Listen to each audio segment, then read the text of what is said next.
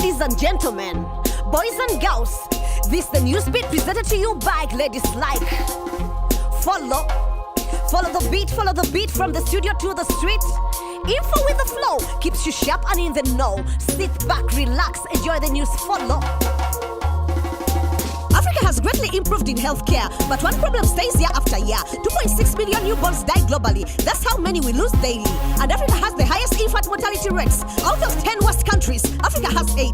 8% of these deaths are due to premature birth, or they are due to infections and labor and delivery complications. These deaths are definitely preventable, so why does change seem impossible? For newborns, the chances of death depend on the country of birth. Pakistan may have the worst ranking, but Somalia is also in bad standing. Their mortality rates are higher due to lack of nurses and doctors. Of course, money also matters. There are fewer deaths with more dollars, but a country with less money can still reduce infant mortality, rather cut down on their mortality rates, because healthcare matters to the state. If a country wants change, the highest priority should be access to healthcare of high quality. Aye.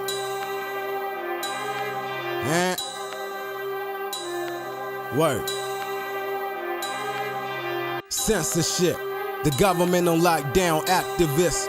Those are getting kicked down. Censorship in Somaliland.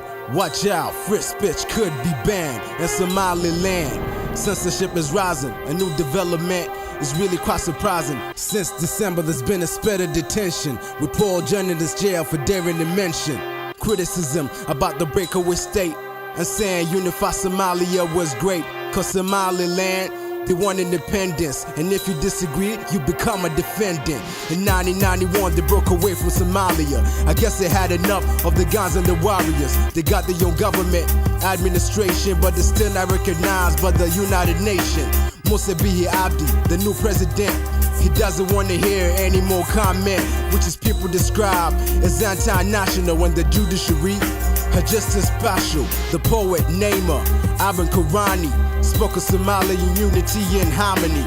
Now she locked up, shedding bitter tears, cause the judge sent her down for a full 3 years.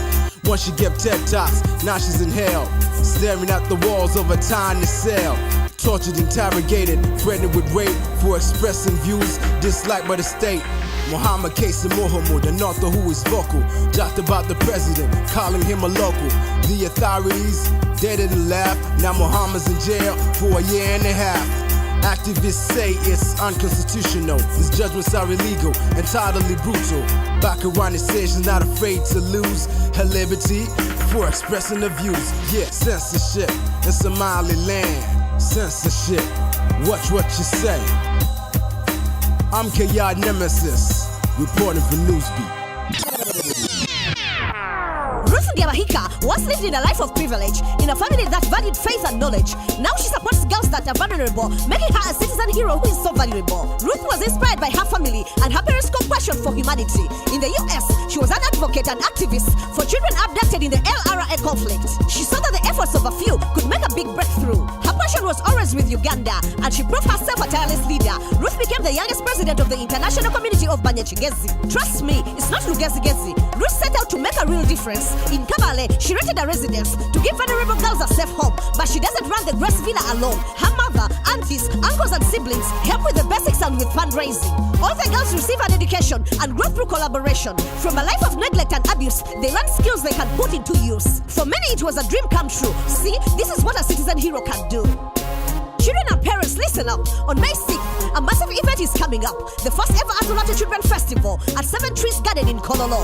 Children will enjoy all kinds of activities, from rap, arts and sciences filled with creativity, to robots, dance, animation, painting, storytelling and illustration. Kids ages 5 to 12 are invited to the festival from 2 to 7 p.m. and entry is free to all. That was the news on the beat. Next week will be another hit. Still Ladies Like, reporting live and direct with love and respect. Follow the beat, follow the beat, follow the beat, follow the beat. Follow the bit. Follow the beat, follow the beat, follow the beat, follow the beat. Follow the bit.